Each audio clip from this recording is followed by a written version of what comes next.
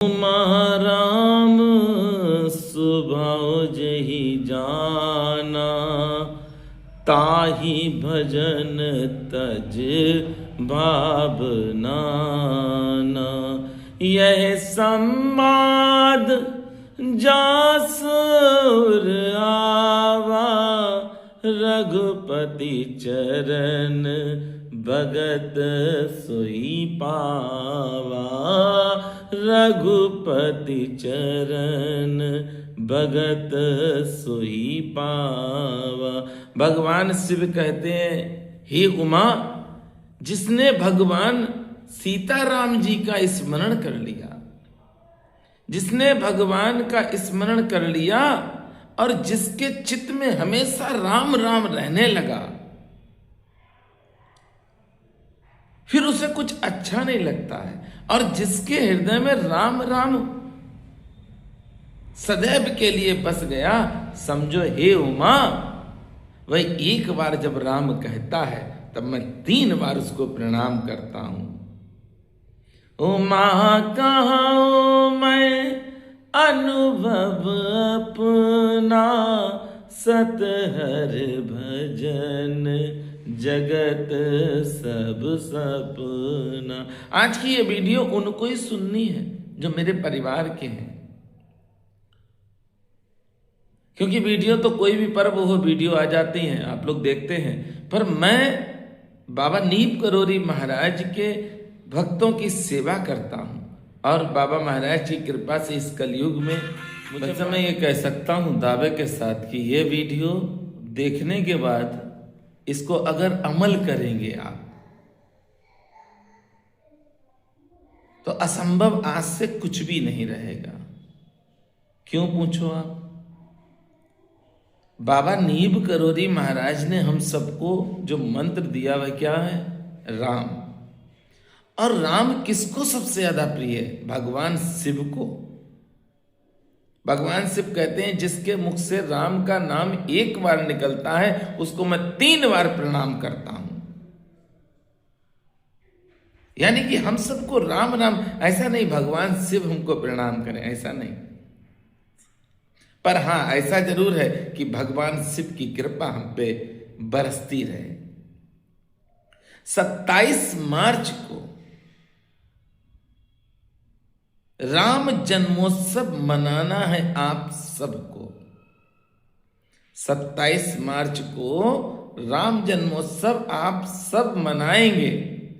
अब इसमें पूजन की और प्रसाद की क्या क्या सामग्री है ये मन में आएगा, तो बड़े आराम से आप सुने। पूजन के लिए आपको क्या क्या सामान लेना पड़ेगा? पूजन के लिए बस थोड़ा सा सामान लेना, आप ज्यादा नहीं लेना। आप अपने घर पर रहकर भी राम जन्मोत्सव मना सकते हैं। पंचामृत बना लें, आटे की पंजीरी बना लें, और साथ में फल रखें। 12 बजने में, दोपहर के 12 बजने में 5 मिनट कम हो, उस समय आप धूप जला दें, दीप जला दें। 12 बजे, जैसे ही 12 बजे वैसे ही आप भगवान को भोग लगाएं। धूप दीप जल रहा है, कपूर से आरती करनी है आपको भगवान का। जब आप भोग लगा दें भगवान को, आप कोई भी भजन सुनाएं, भजन सुनाओ, आनंद लो पूरा।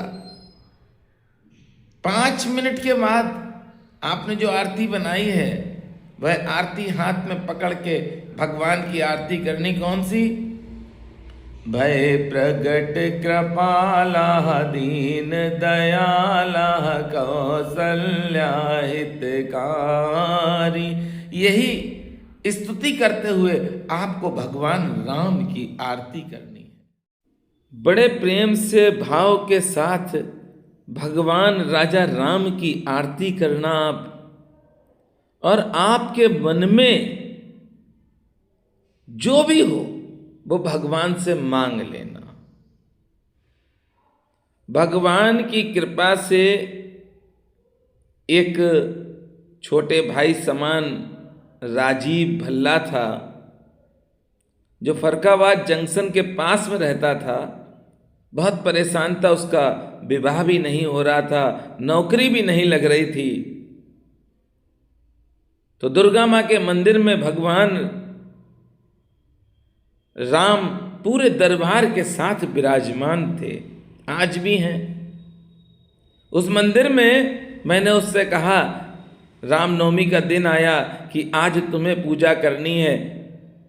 भोग प्रसाद का सामान सब लेकर हम गए। उससे कहा, भैया आप एक भी पैसे नहीं खर्च करना, पर फिर आप पूजा में शामिल हो जाओ, पर एक काम करना कि सदैव आप ये पूजा करते रहना।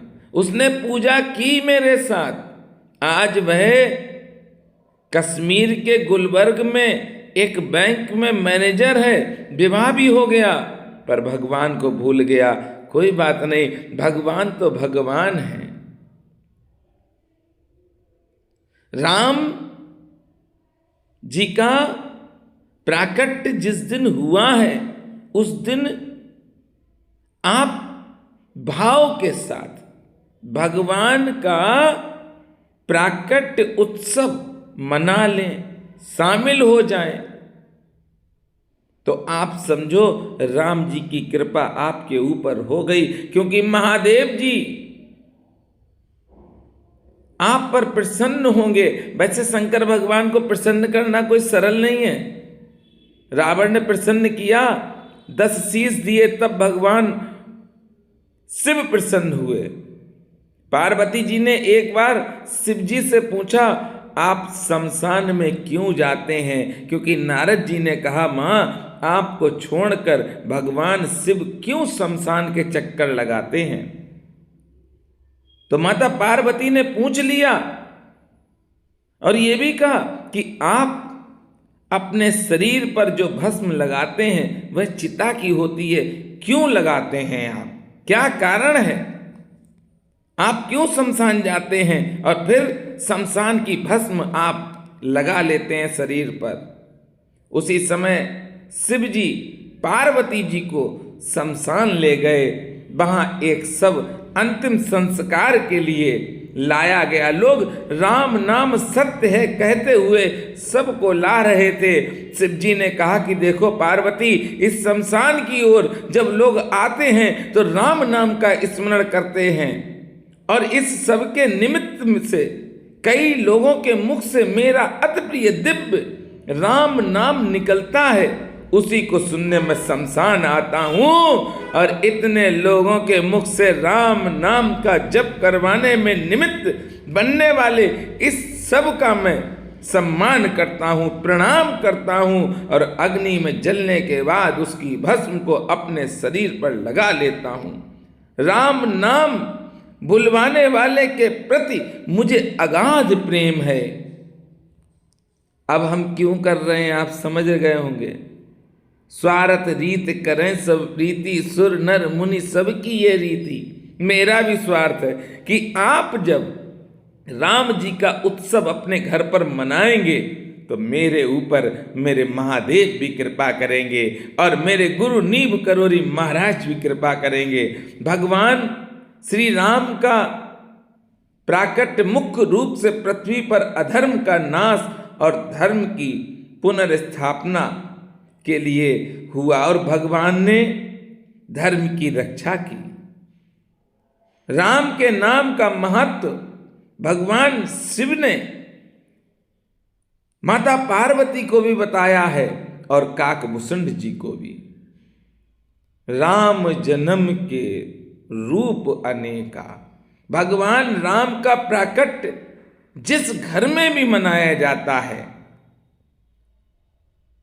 या नहीं मना सकते हैं आप चले भी गए, आप भगवान की कृपा से उस स्थान पर चले गए जहां पर प्राकट्य मनाया जा रहा है, आनंद के साथ आप बैठे, तो आप समझ लो सब चकाचक हो गया, और आपसे पहले मेरा चकाचक हो गया। क्योंकि भगवान शिव को सबसे ज्यादा प्रिय क्या है? राम का नाम।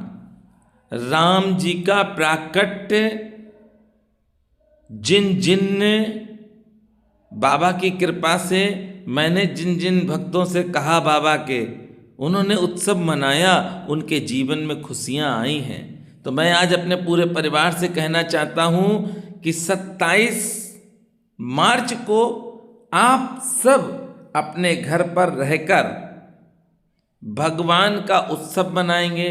दोपहर ठीक 12 बजे, यानी कि दोपहर के 12 बजे आप आनंद में डूब जाएंगे।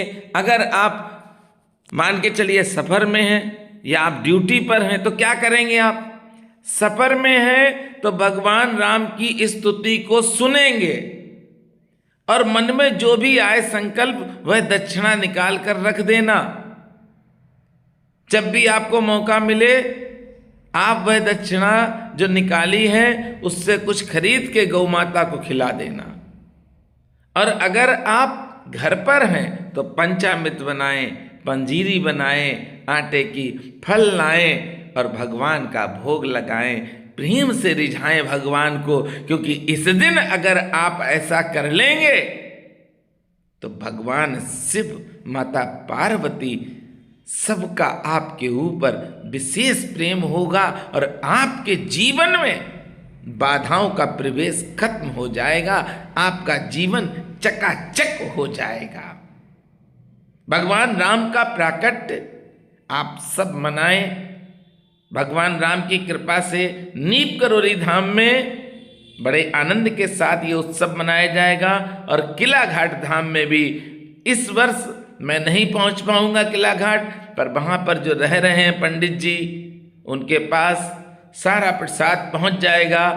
और हर वर्ष की भांति किला घाट में इस वर्ष भी राम जी का गुणगान होगा। क्योंकि मुझे मालूम है राम है तो सब हैं, राम है तो सब हैं और राम नहीं तो कोई नहीं।